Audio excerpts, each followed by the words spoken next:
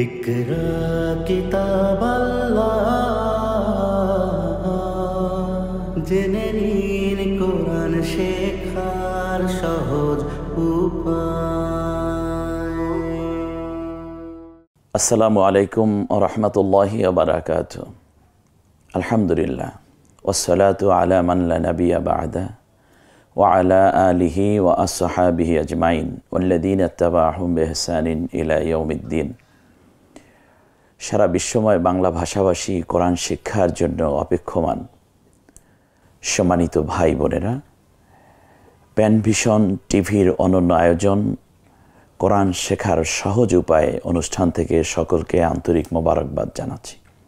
আমরা আজকে ৩৫তম পর্বের অত্যন্ত গুরুত্বপূর্ণ কিছু বিষয় আপনাদের সামনে উপস্থাপন করার চেষ্টা করব। মৌলিকভাবে আজকে 3টি বিষয় আমরা শিখব। 1 নম্বর হচ্ছে আমরা পেছনে যে মাতগুলো শিখেছি, কোন জায়গায় টান হবে কোন জায়গায় হবে না, এর একটি চমৎকার পড়া আমরা পড়তেছি। তার সাথে সাথেই আমরা কোরআন তিলাওয়াত করছি। আমরা 2য় পর্বে কোরআন তিলাওয়াত শিখব।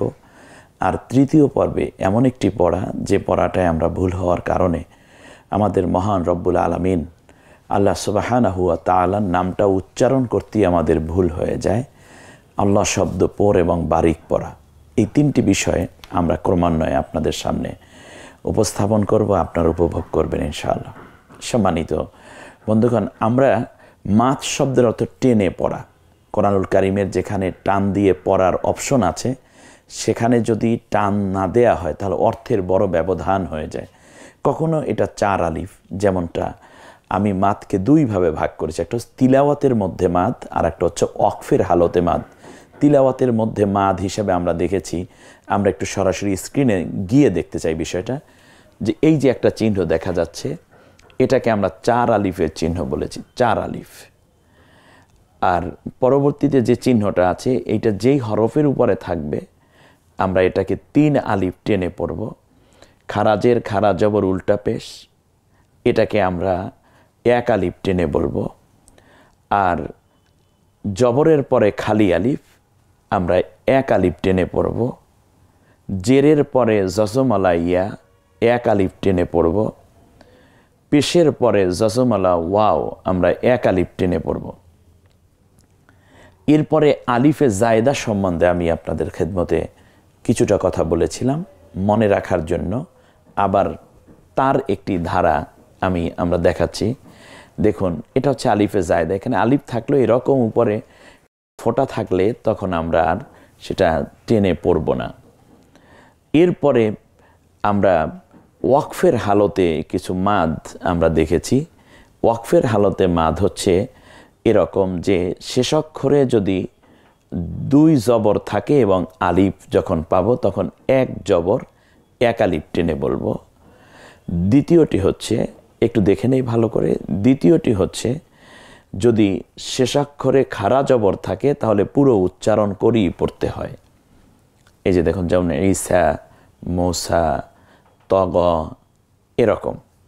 শেষাক্ষরে যদি 1 জবর 1 আলিফ থাকে তাহলে জবর সহ একটি আলিফ, ঠিক 2 জবর 1 আলিফের মতো অত দীর্ঘ টান হবে না, একটু করে ওয়াফু আন্না, ওয়াগফির লানা, এভাবে।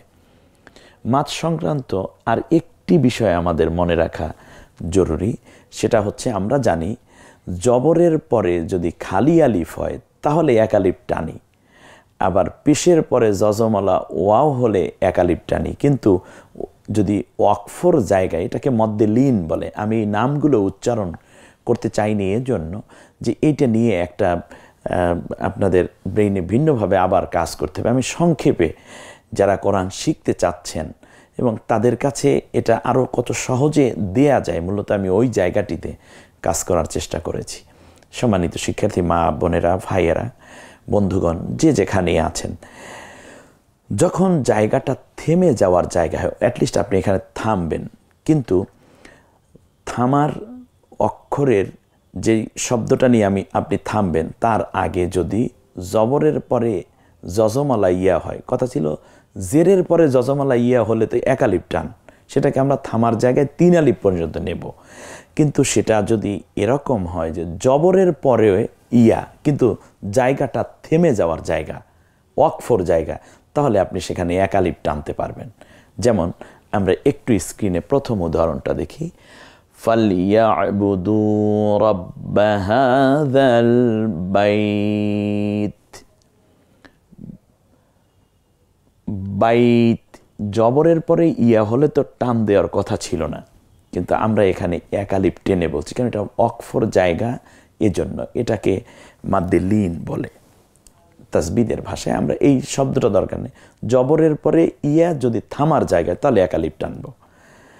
এরপরে জবরের পরে যদি ওয়াও আসে এবং ওটা যদি ওয়াকফর জায়গা হয়, স্বাভাবিকভাবে ওয়াও যজমলা, তার পূর্বের অক্ষর থাকার কথা ছিল পেশ, তাহলে 1 আলিফ আমরা টানার কথা। কিন্তু ওটা যদি ওয়াকফর জায়গা, তো থেমে যাওয়ার জায়গা হয়, তাহলে আমরা 1 আলিফ টেনে পড়ার একটা অপশন রয়েছে। যেমন ওয়া আমানাহুম মিন খাউফ, এই যে মিন খাউফ, একটু আমরা স্ক্রিনে চলে যাচ্ছি, সূরা কুরাইশের এই আয়াতটি, ওয়া আমানাহুম মিন খাউফ, এখানে 1 আলিফ আমরা টানতে পারবো।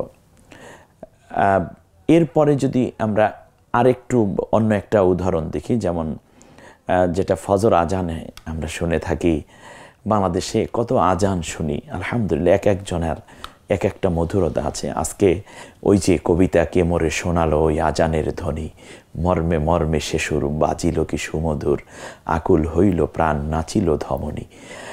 কবি নজরুল একথাই বলেছিলেন আজান নিয়ে, যে যেন গোরের থেকেও মুয়াজ্জিনের আজান শুনতে পাই। আল্লাহ তাআলা সকলকে জান্নাতের সর্বোচ্চ দরজা নসিব করুন। সেটা হচ্ছে আসসালাতু খায়রুম মিনান নাওম, আসসালাতু খায়রুম মিনান নাওম। এই যে নাওম, ওয়াও সাকিন, পূর্বের অক্ষর পেশ হলে তারপরে 1 আলিফ টানার কথা ছিল, কারণ ওয়া সাকিন পূর্বের অক্ষর পেশ 1 আলিফ, কিন্তু এটা থেমে যাওয়ার জায়গায়, এই জন্য আমরা 1 আলিফ এখানে টানবো। এটাকে মাদ্দে লিন বলে। আমরা এখানে এই উদাহরণ 3টা থেকেই আমরা চলে যাচ্ছি। এগুলো তিলাওয়াতের মধ্যে বারবার আসবে, একটু ছোট্ট থিওরিটা আপনাদের সামনে ছোট্ট করে উপস্থাপন করার চেষ্টা করেছি। বন্ধুগণ, আর কোনো কথা না বাড়িয়ে আমরা আজকের এই বরকতে কোরআনুল হাকিম থেকে একটু তেলাওয়াত না নিলেই নয়। চলুন আমরা সরাসরি আল্লাহ তাআলার কোরআন থেকে 1-2টা আয়াত তেলাওয়াত করি। আজকে আস্তে আস্তে করে দেখি কিভাবে আমি পারি। কোরআনুল হাকিম তেলাওয়াত মানে হৃদয় আত্মায় প্রশান্তিতে ভরে ওঠা। কোরআনুল হাকিম তেলাওয়াত মানে আত্মার খোরাক দেয়া।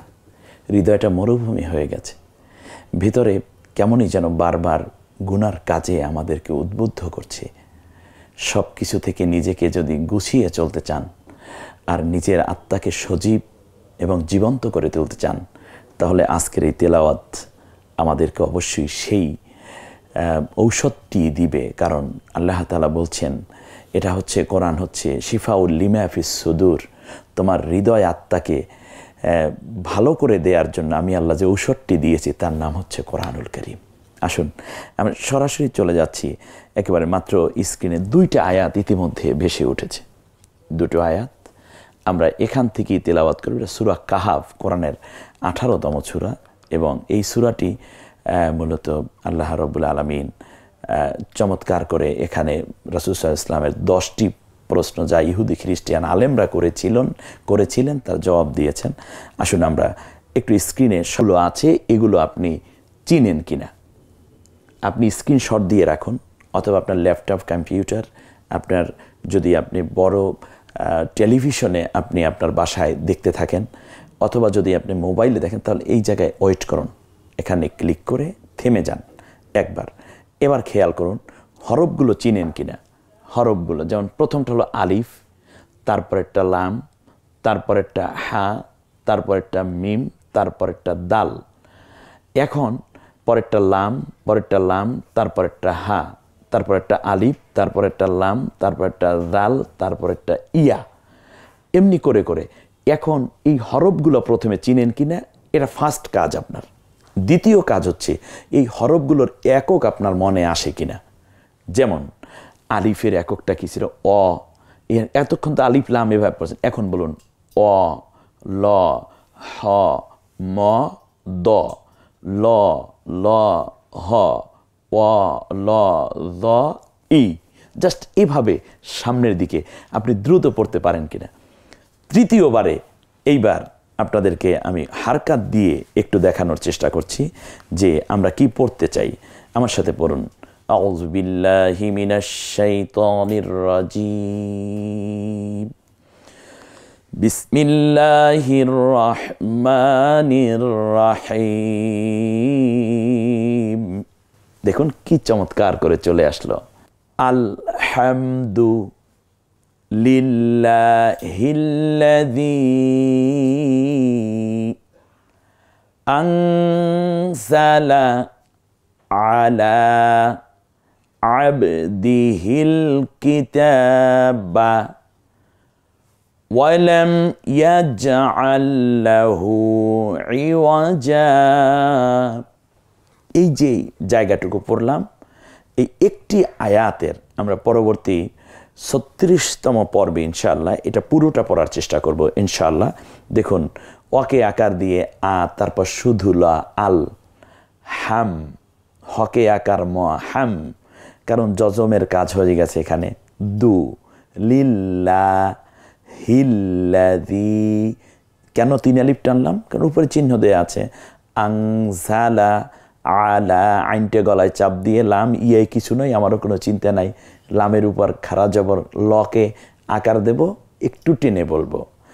এমনি করে করে আবদিহি, বাটা কলকলা হবে, বা জিম দাল তো কফ, এমনি করে করে সামনে আগান। আবদিহিল কিতাবা, ধরে ধরে অলাম ইয়াজআল লাহু, যজমের পরে তাসদীদ এসেছে, এই জন্য এই জায়গায় আমরা যজমাল অক্ষর উচ্চারণ করব না। ইওয়াজা, শেষ অক্ষরে জবর আছে, আলিফ আছে সাথে, 2 জবর, এই জন্য 1 জবর 1 আলিফ টেনে বলবো। আল্লাহ সুবহানাহু ওয়া তাআলা আজকের এই তিলাওয়াত এবং পেছনের পড়াগুলো যেন মনে রেখে আপনি একটি আয়াতই 36তম পর্ব পর্যন্ত একটু পড়তে থাকুন। ভুল হবে, আগামীকাল আবার তেলাওয়াত পরবর্তী পর্বে যখন আসবো তখন আপনার ভুলটা আপনি ধরে নেবেন। আল্লাহ সুবহানাহু ওয়া তাআলা প্যান ভিশনের এই অনন্য আয়োজনে আমাদেরকে সম্পৃক্ত থেকে কোরআনের মধ্যে যেন নিজেদেরকে উজাড় হয়ে তিলাওয়াতের তৌফিক দান করেন। আমিন। আসসালামু আলাইকুম ওয়া রাহমাতুল্লাহ।